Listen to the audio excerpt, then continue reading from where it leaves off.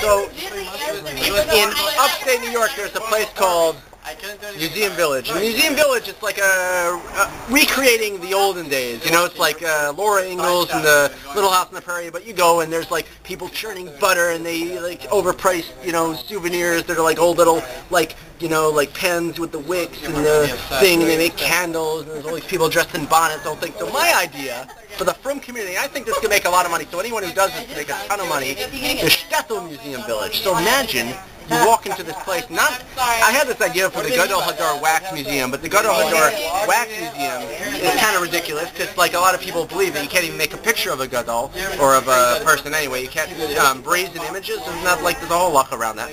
So like, whatever, fine, we won't make the Gadol Hador Wax Museum, although I would love to see a wax, like, a recreation of like the Gra versus the Baal Shem Tov. The Gra put the Baal Shem Tov or the Alter Rebbe in harem? Baal Shem Tov, right? Bill Nagon versus Baal Shem Tov, or Rav Shach strangling the Lubavitcher Rebbe. That would be awesome. And Rav Cutler's like sitting around, he's like, yeah, that's right, Kaifris, Kafira. Everyone's yelling. But anyway, you go into this museum village type thing, and you got like Kelm or something. So you got these like guys learning Gemara and steiging, and they're like in the cheder, and they got the Eloi of like sluts, and he knows Shas by the age of 8.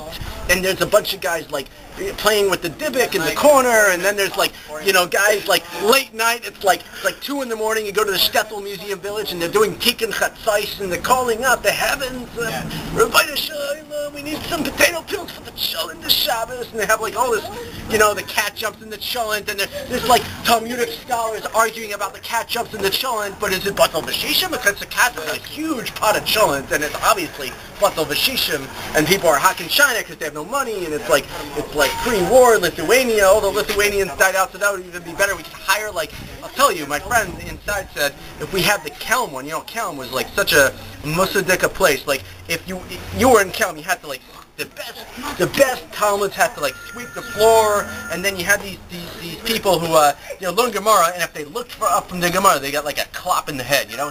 So imagine you have these you hire a bunch of OCD guys from like Munro, well, like OCD, they sit there looking in the Gemara, the building's burning down, and they're still steiging away, and they're thumb dipping, and there's a whole, you know, and they can really bring this.